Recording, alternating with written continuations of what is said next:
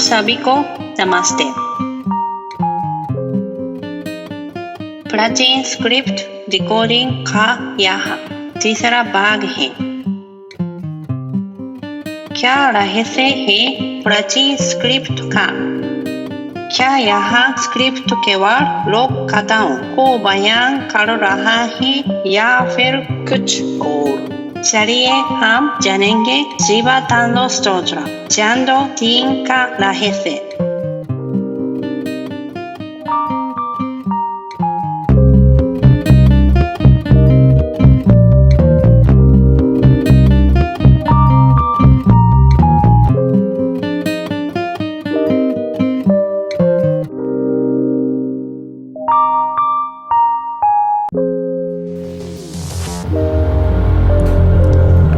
प्राचीन स्क्रिप्ट हमें क्या बतलाने की कोशिश कर रहा है?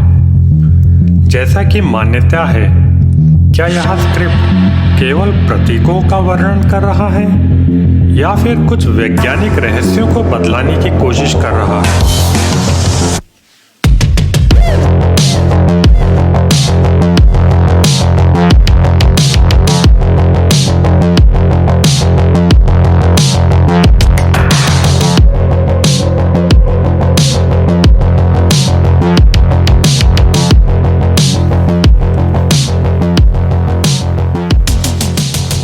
इसका खोज हमें खुले दिमाग से करने की ज़रूरत है। इस प्राचीन स्क्रिप्ट के शब्द खगोल विज्ञान के तरफ अधिक इशारा कर रहे हैं। मेरे विचार से यह ज़रूरी है कि इस विषय को ठीक से रखा जाया जाए।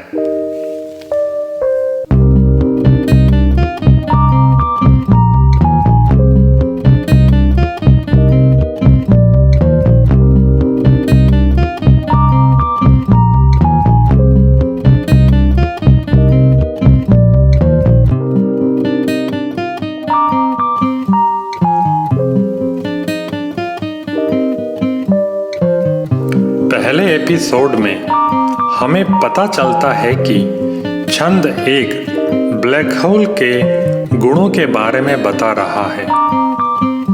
दूसरे भाग में हमें पता चलता है कि छंद 2 ब्लैक होल के इर्द गिर्द के बारे में बता रहा है, जैसे कि सितारे कैसे बर्ताव कर रहे हैं। दोनों को डिकोड करके एक पैटर्न का पता चलता है। हम लोग अंदर के भाग से बाहर की ओर जा रहे हैं।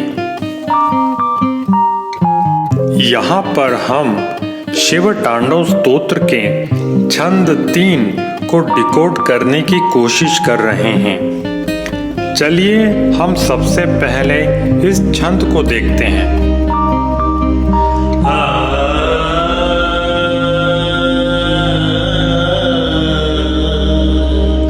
धराधरेन्द्र नंदनी विलास बंधु बंधुरा स्फुरद्दिगंत संतति प्रमोदमान मानसे कृपा कटाक्ष धोरणी निरुद्ध दुर्धरापदी क्वचिच्चिदंबरे मनो विनोदमेतु वस्तुनि।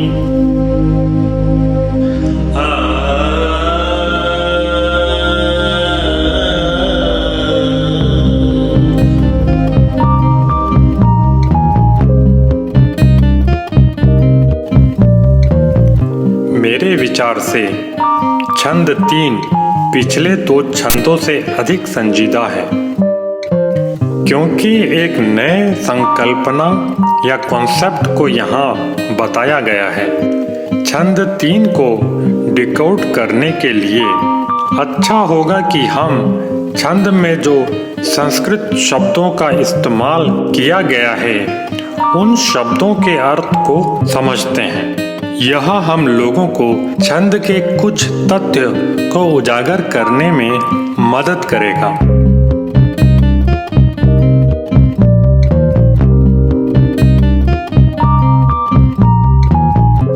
धरा जमीन, ग्रह या सितारा।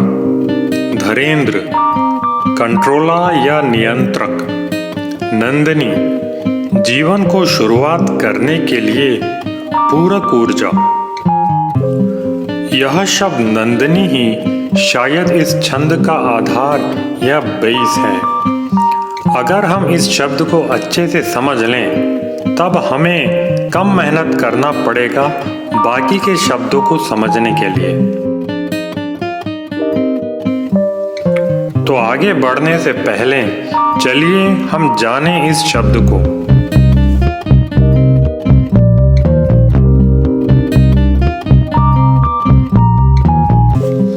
इसको जानने के लिए एक इलेक्ट्रिक सर्किट को देखते हैं।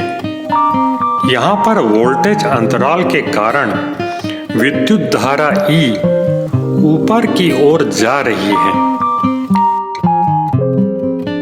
यह मैग्नेटिक फील्ड या चुंबकीय क्षेत्र B को विद्युत धारा E के चारों ओर प्रेरित करती है। विद्युत धारा और चुंबकीय क्षेत्र लाइंस की जो दिशा या डायरेक्शन है यह राइट हैंड रूल के तहत बताया जाता है। जहां पर अंगूठा इलेक्ट्रिक करंट या विद्युत धारा की दिशा को बतलाता है, उसी तरह बाकी की अंगुलियां अंगूठे के 90 डिग्री पर हैं। वह चुंबकीय क्षेत्र लाइंस की दिशा को बतलाती है।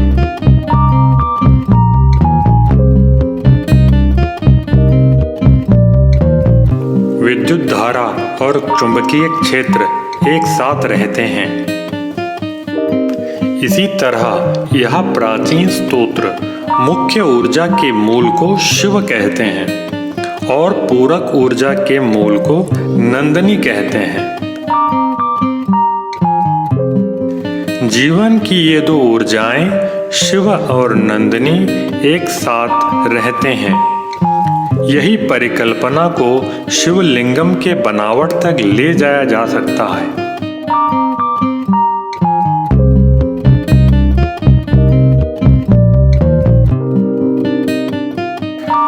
जहां पर ऊपर की ओर बनावट मुख्य या पहला ऊर्जा स्रोत को बतलाते हैं और निचले की भाग पूरक या दूसरी ऊर्जा स्रोत को बतलाते हैं।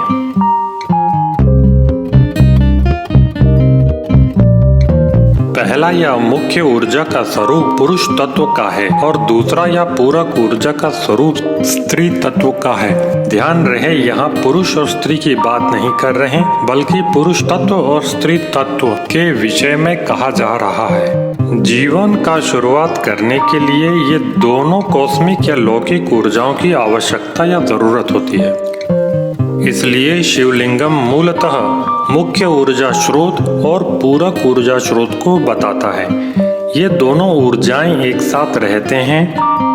यह घटना को प्रतीक रूप से अर्धनारीश्वर कहा गया है।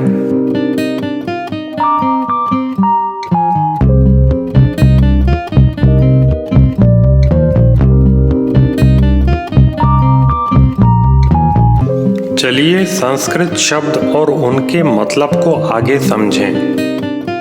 विलास प्रकट होना या प्रकट करना। बंधु संबंध। बंधुरा प्लेजेंट या सुखद। स्फुरा धड़कते हुए या वेगमान। दिगंत दिशा या क्षितिज।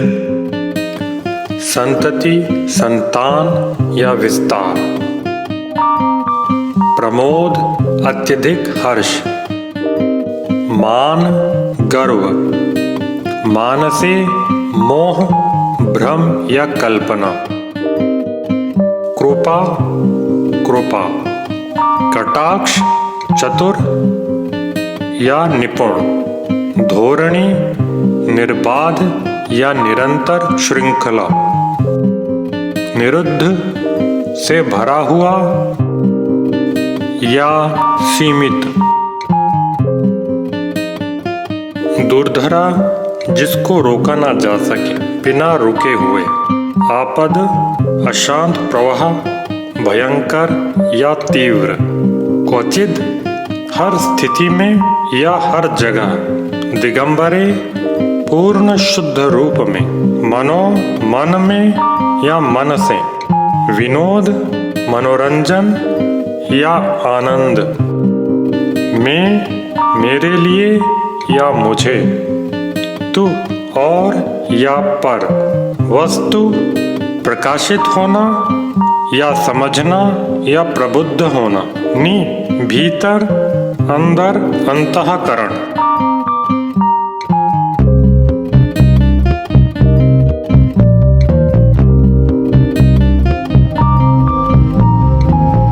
चलिए एक उदाहरण लेकर छंद 3 के स्वरूप को समझने की कोशिश करते हैं।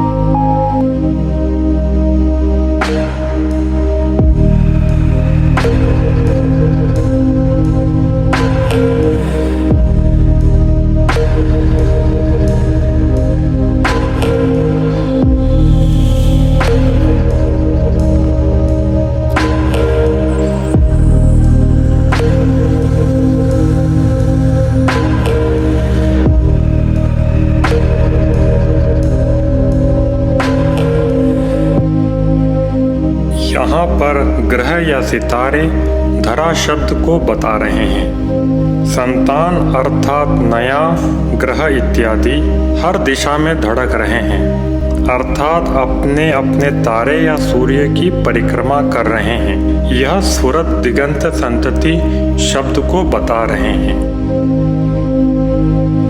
खगोलीय पिंड या एस्ट्रोनॉमिकल ऑब्जेक्ट्स इस पूरक ऊर्जा द्वारा नियंत्रित है। यह शब्द धरेंद्र नंदिनी को बता रहे हैं। पूरक ऊर्जा पिंडों के साथ एक सुखद संबंध स्थापित करती है, अर्थात उनके परिक्रमा, घुमाव या जीवन में मदद करती है। यह शब्द विलास बंधु बंधुर को बताती है।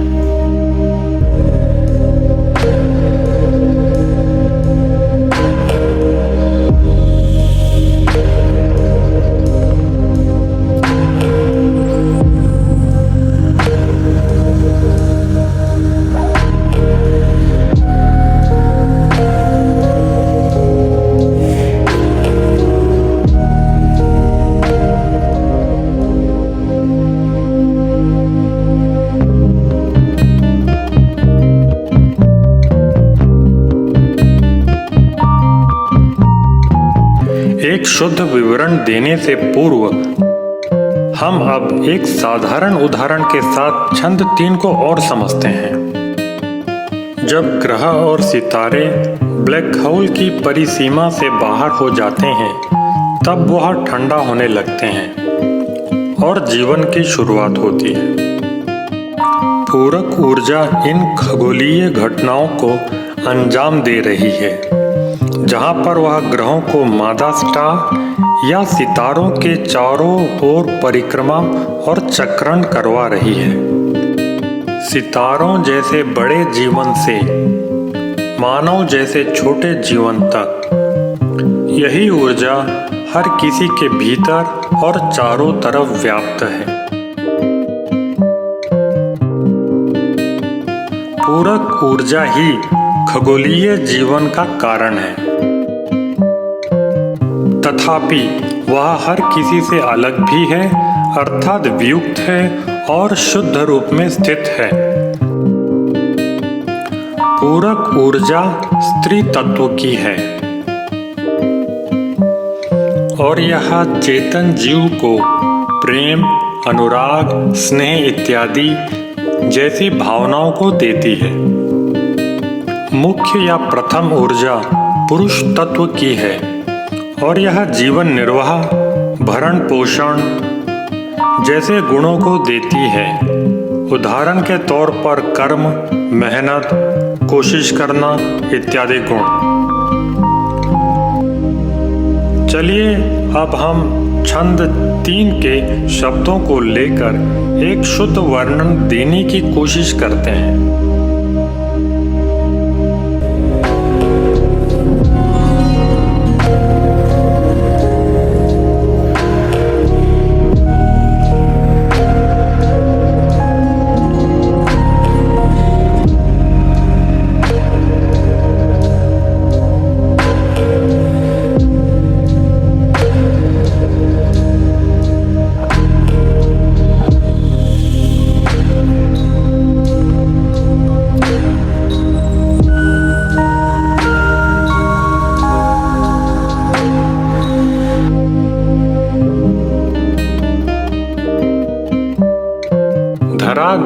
इंद्र नंदनी विलास बंधु बंधुर स्फुरत दिगंत संतति प्रमोद मान मानसे। पूरक ऊर्जा जो अपने संतान अर्थात नवजीवित ग्रहों इत्यादि को नियंत्रित और सहयोग करती है, उनके साथ एक सुखद संबंध स्थापित करती है, जिससे कि उनमें गति और वेग आए। हाल ही में निर्मित ग्रह इत्यादि हर दिशा में वेगमान हैं और अपने उचित गति को प्राप्त हैं। ऐसा प्रतीत हो रहा है कि उनको अत्यधिक हर्ष और गर्व का भ्रम है। कृपा कटाक्ष धोरणी निरुद्ध दुर्धरापदी क्वचित चिदंबरे। यह लाइन का अर्थ हो जाता है पूरक ऊर्जा जो कि अत्यधिक तीव्र भयंकर निरंतर श्रृंखला में बिना रुके हुए परिपक्व निपुण और अपने ग्रहों इत्यादि पर कृपा बनाए हुए हर स्थिति व हर जगह पर मौजूद हैं। मनोविनोद में तो वस्तुनि, वही ऊर्जा मेरे भीतर भी प्रकाशित है और मुझे आनंदित कर रही है।